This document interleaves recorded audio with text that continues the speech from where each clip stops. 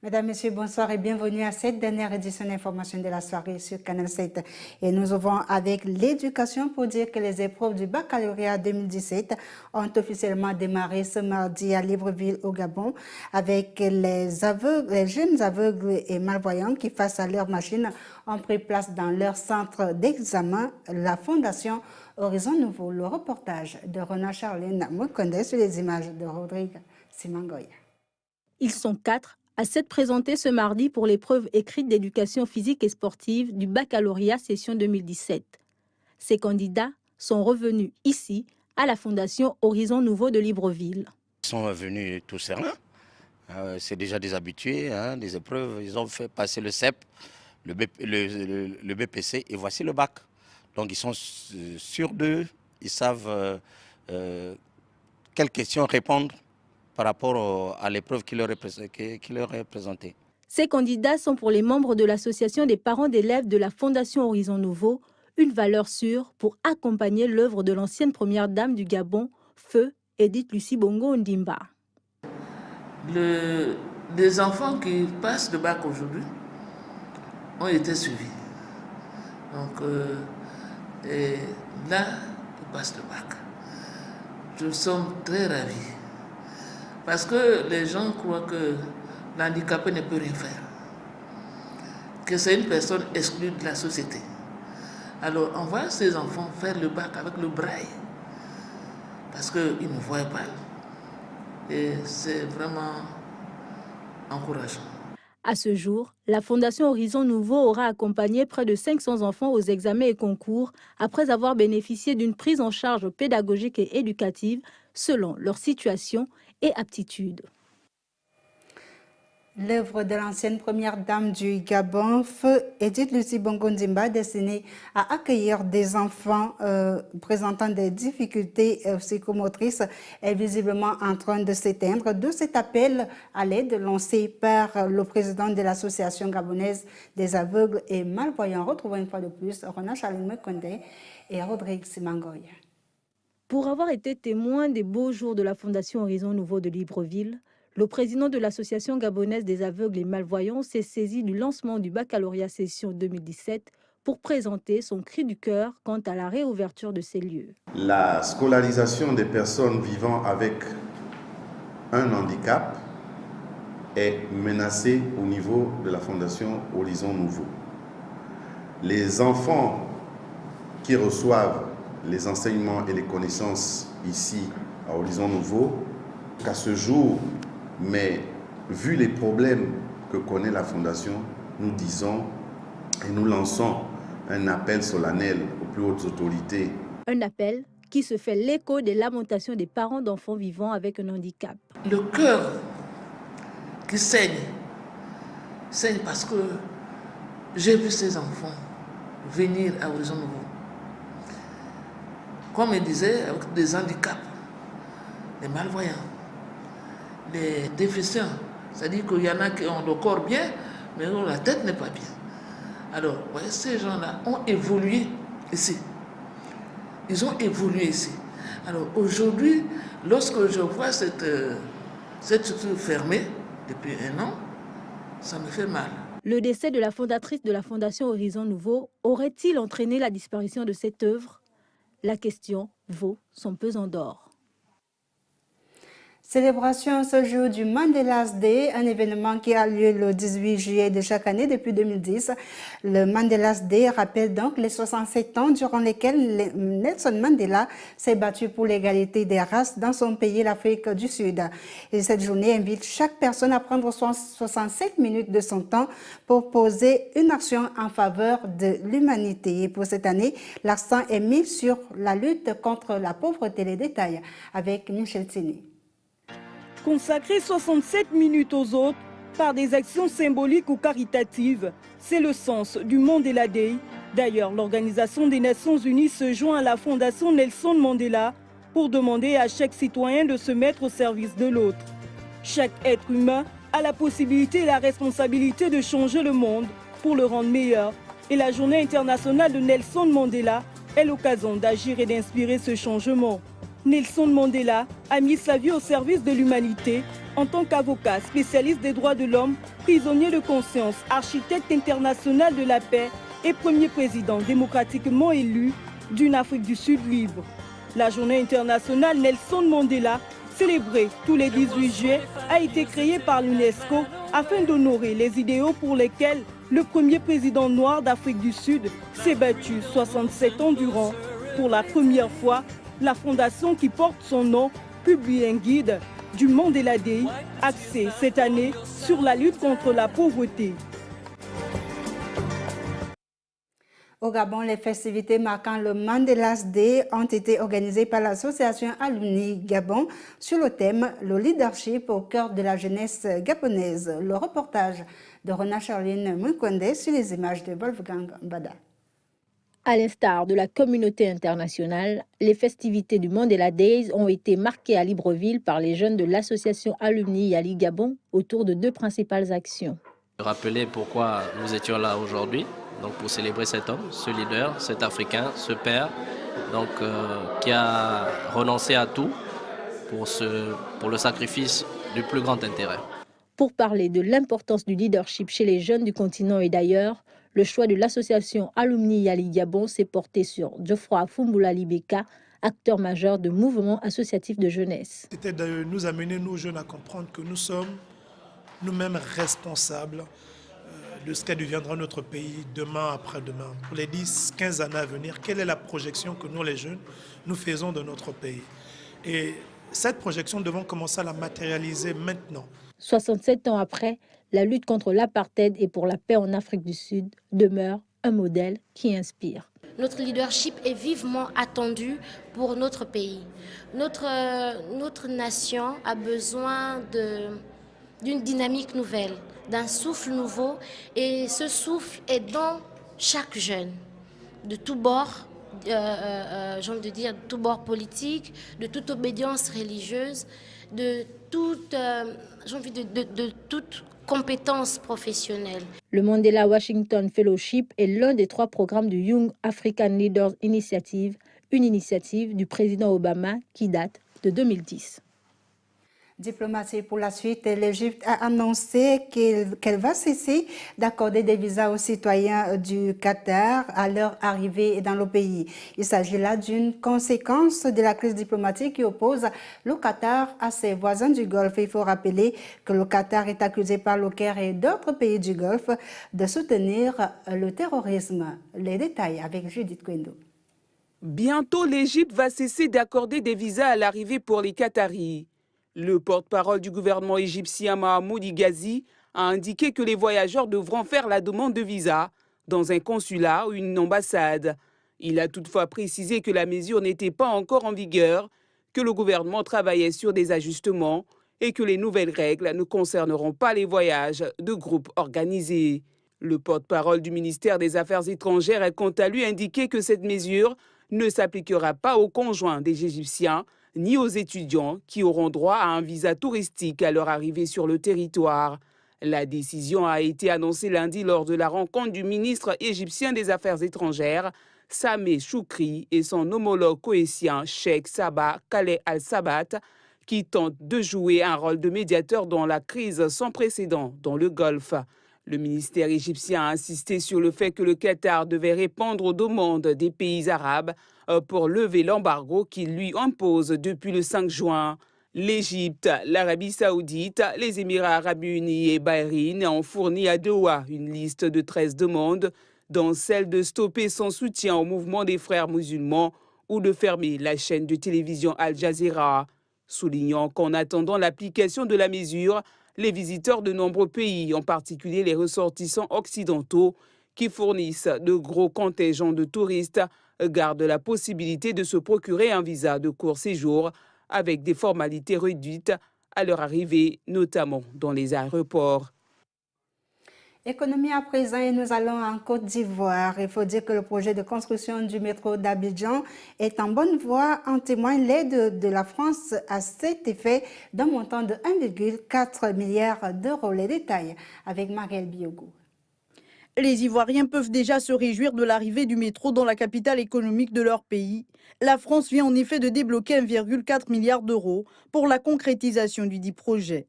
Cette somme permettra de boucler le financement du métro d'Abidjan. Cette première ligne, longue de près de 38 km, devrait une fois achevée transporter environ 300 000 passagers par jour dans la capitale économique ivoirienne. Si aucune date n'a été fixée pour le démarrage des travaux, il ne fait nul doute que l'aide française pourrait sérieusement précipiter les choses. Outre ce sujet qui était inscrit à l'ordre du jour d'une rencontre interministérielle entre la France et la Côte d'Ivoire, la France a également débloqué des financements pour d'autres secteurs jugés prioritaires et inscrits au plan national de développement prévu être exécuté dans la période de 2016 à 2020. L'énergie, les infrastructures routières, la santé, la sécurité, l'éducation et la formation sont donc autant de domaines qui bénéficieront de cette aide. Preuve que la lune de miel se poursuit entre Yamoussoukro et Paris. On connaît désormais la vraie identité de George, le jeune homme assassiné en janvier dernier à Saint-Paul, aux États-Unis. Il s'agit de George Bensouda, le fils de la procureure de la Cour pénale internationale, Fatou Bensouda. Ce dernier est mort lors d'une fusillade à l'âge de 33 ans et son identité avait été dissimulée jusque-là sur demande de la famille. Bienvenue Nelkema. Les parents de Georges avaient demandé au tribunal en charge de l'enquête de son assassinat de ne pas révéler l'identité du jeune homme à cause de la fonction qu'occupe sa mère. En effet, George Bensouda est le fils de Fatou Bensouda, une femme décrite comme l'une des personnes les plus influentes au monde. La procureure en chef de la Cour pénale internationale à La Haye a perdu son fils lors d'une fusillade à Saint-Paul, aux États-Unis, en janvier dernier. L'identité de Georges avait été dissimulée jusque-là sur requête de sa famille. Mais sous la pression de la presse locale, le procureur du Ramsey County a révélé le nom de la victime. Par ailleurs, il a fait cas d'un certain Karim Karel Mitchell, qui serait l'auteur de son élimination. Un porte-parole du tribunal a laissé entendre qu'il ne saurait faire de commentaires sur le lien entre l'accusé et le défunt, en raison de l'enquête en cours. Des jours après la mort de George Bensouda, les procureurs ont déposé une accusation de meurtre au deuxième degré contre Karim Karel Mitchell, également connu sous le nom de Karim Hayes. Un porte-parole du bureau du procureur du comté a déclaré que, parce que le dossier était en instance, il ne pouvait pas commenter si George Bensouda et Mitchell se connaissaient ou sur d'autres aspects de l'affaire. La plainte pénale ne donne pas le motif du meurtre. La vidéo de surveillance a montré qu'un homme est venu à George Bensouda et un ami à l'extérieur du bar et il semble que les mots ont été échangés, selon la plainte. Bensouda a trébuché vers l'homme, son ami l'a déplacé et l'homme a commencé à tirer un fusil. Environnement pour la suite et une coalition d'ONG congolaises et internationales dont Global Witness, Rainforest Foundation et Greenpeace appellent l'Agence française de développement à stopper l'un de ses projets contre la déforestation dans les pays tropicaux. Et selon ces ONG, ce projet va plutôt aggraver la déforestation au lieu de la combattre. Regardez. Il s'agit d'un projet porté par le Fonds CAFI, Initiative pour la forêt d'Afrique centrale, et mis en œuvre par l'Agence française de développement. Il a été retenu par le Fonds national REDD+, réduction des émissions provenant de la déforestation et de la dégradation des forêts de la RDC, suite à un appel d'offres publié en novembre dernier. Le CAFI et l'AFD y alloueraient respectivement 12 millions de dollars et 4 millions de dollars, selon les chiffres communiqués par les institutions donatrices. Global Witness, Rainforest Foundation et Greenpeace s'inquiètent d'une série de mesures prévues dans ce projet, comme la levée du moratoire sur la location de nouvelles concessions forestières industrielles en RD Congo, en place depuis 2002, ou des financements pour des entreprises forestières. Des mesures qui ne vont faire qu'aggraver la déforestation, selon ces ONG. Elles ajoutent qu'en plus de détruire une forêt qui abrite plusieurs espèces sauvages rares et d'affecter les conditions de vie des habitants des forêts, ce programme, s'il est mis en œuvre, pourrait être responsable de l'émission de 610 millions de tonnes de CO2, soit presque autant que le secteur international de l'aviation en 2015. Des estimations que conteste l'AFD. Selon Frédéric Huillard, chef de projet de la division agriculture, développement rural et biodiversité à l'AFD, le programme vise à créer une politique permettant une gestion durable des ressources forestières avec un accent mis sur la gestion des concessions communales ou communautaires. L'objectif étant de développer des modèles qui pourront être réplicables dans le reste du pays. À présent, parlons culture en bref. Après la 13e édition de la Fête des Cultures qui s'est déroulée du 7 au 9 juillet 2017 à Libreville, le ministre d'État, ministre de la Culture, des Arts du Gabon, Alain-Claude Billy-Bizé, a réuni la presse nationale et internationale ce 18 juillet dans son cabinet pour énumérer les points qui marqueront le calendrier culturel du mois d'août au Gabon. Une initiative qui mettra une fois de plus en valeur la culture gabonaise à travers l'organisation de Gabon 9 provinces. Nous vous invitons à présent à écouter le ministre Alain-Claude Billy-Bizé. Il est au micro de Roland Djakou. Voilà. S'agissant des événements à venir, le chef de l'État a donc souhaité que pendant la période du mois d'août, principalement la période allant du 7 au 16 août, nous ayons des activités qui ont un rapport avec la mise en valeur de notre patrimoine culturel, province par province.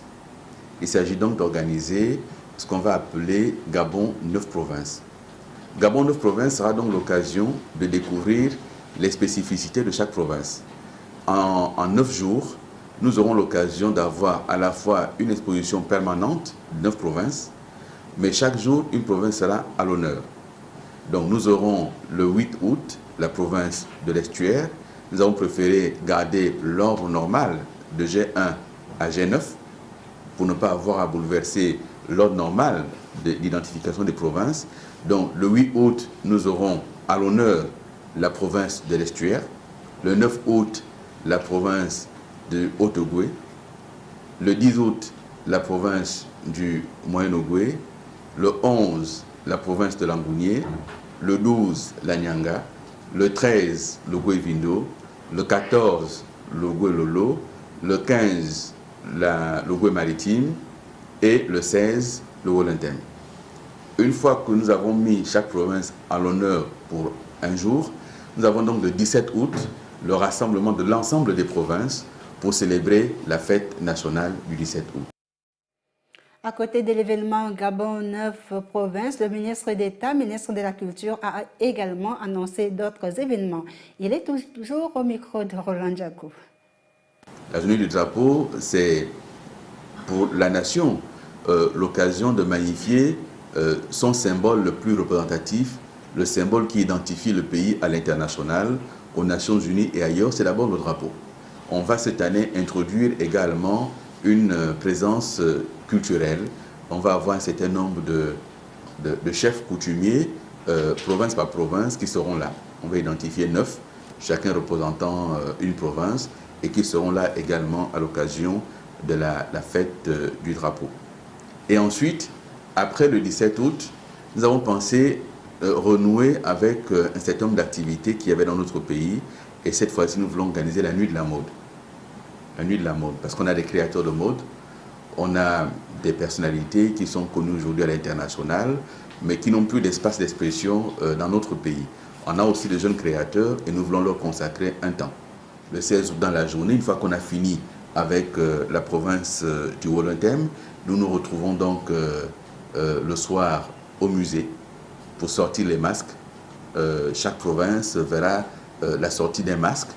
Et une fois que les masques sont de sortie, il y aura des danses de soir qui seront exécutées sur la place du musée et l'esplanade du musée. La déclinaison de tout ceci sera rendue publique par le comité d'organisation. Donc voilà, mesdames et messieurs, les éléments que nous avons pensé mettre à votre disposition s'agissant des événements culturels du mois d'août. Il faut dire que l'objectif de ces événements, notamment la nuit de la mode, est de donner un espace de promotion et d'expression aux créateurs locaux, mais surtout d'encourager la créativité et une filière qui peut se développer et être à la fois porteur de richesse et d'emploi. Toujours au Gabon, le Premier ministre gabonais, chef du gouvernement, Emmanuel Essozen Ngondé, a reçu ce matin les athlètes qui prendront part au 8e Jeux de la francophonie qui se dérouleront à Abidjan, en Côte d'Ivoire, du 21 au 31 juillet prochain. Willy Tonangoy de Bambera sur les images de Mohamed Dina. À quelques 3 jours du coup d'envoi des 8e Jeux de la francophonie, Emmanuel Isozengonde, le chef du gouvernement gabonais, et Nicole Assélé, ministre des Sports, ont tenu à encourager les athlètes gabonais avant leur départ jeudi prochain pour Abidjan. Nous espérons simplement que par le talent et le savoir-faire de nos jeunes sportifs, artistes et compétiteurs, la moisson sera à la hauteur des attentes des plus hautes autorités de notre pays et du peuple gabonais tout entier. Parce que le Gabon revendique et assume son appartenance à la grande famille francophone. Le président de la République, chef de l'État, son Excellence Ali Bongo Ondimba, s'est personnellement engagé à ne point laisser la jeunesse gabonaise en marge de ce grand événement sportif et culturel. Je me fais donc le devoir de vous inviter à une conduite des plus exemplaires durant tout votre séjour dans ce pays, frère et ami, la Côte d'Ivoire, avec qui le Gabon entretient des relations des plus cordiales. Recommandée par le Conseil d'orientation du Comité international des Jeux de la francophonie, la Côte d'Ivoire a été désignée par les représentants des 77 États et gouvernements de l'organisation lors de la 87e session du Conseil permanent de la francophonie qui s'est tenue le vendredi 15 mars 2013 en présence du secrétaire général de la francophonie, le Sénégalais Abdou Diouf. Roland Tchako a reçu sur le plateau du 20h Michel Teni. Ensemble, ils sont revenus sur la célébration ce jour du Mandela's Day et également sur l'importance de cet événement. L'entretien, c'est juste dans un instant.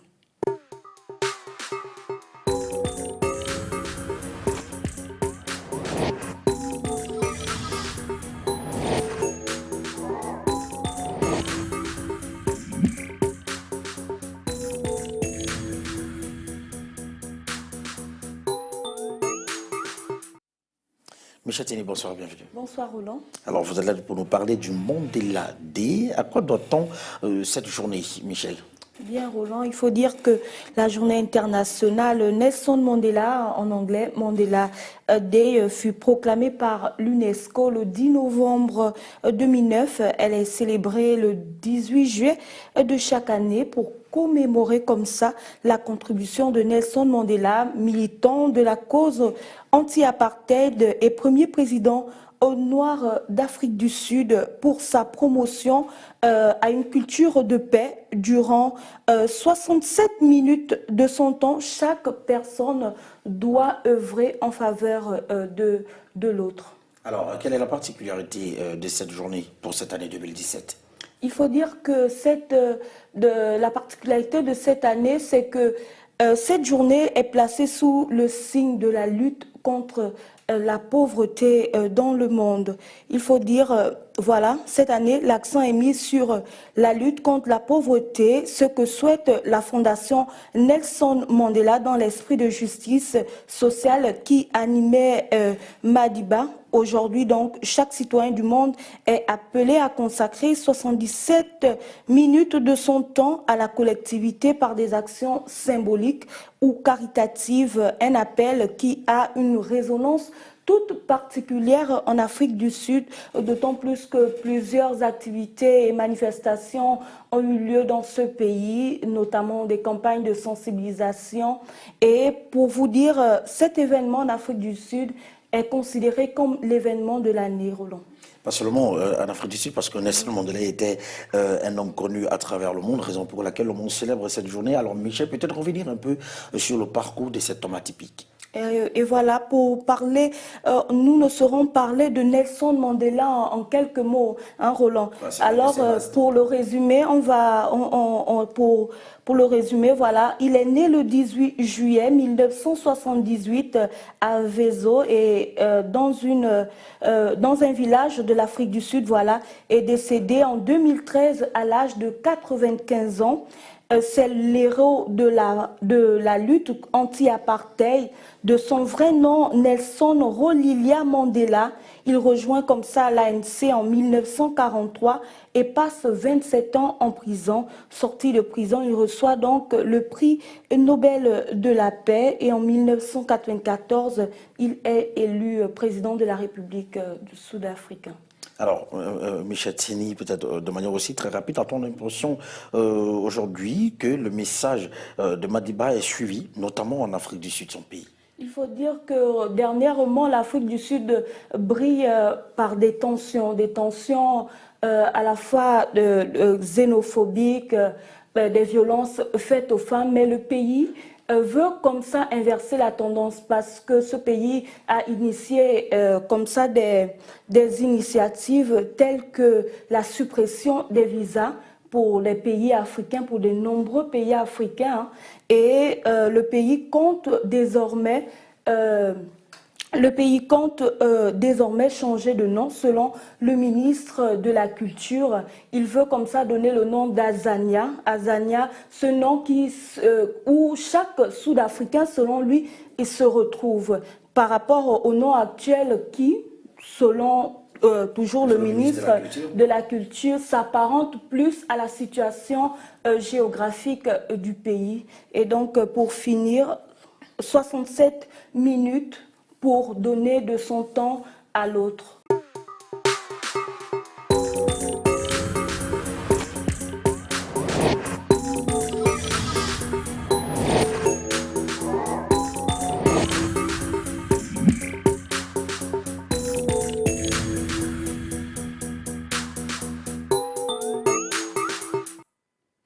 Et voilà, c'est la fin de ce journal, mesdames et messieurs. Merci de nous avoir suivis. Excellente fin de soirée sur Canal 7 et surtout, n'oubliez pas, beaucoup de petites choses par beaucoup de petites gens en beaucoup de petits lieux peuvent bouleverser la face du monde. Prenez soin de vous. Bonsoir.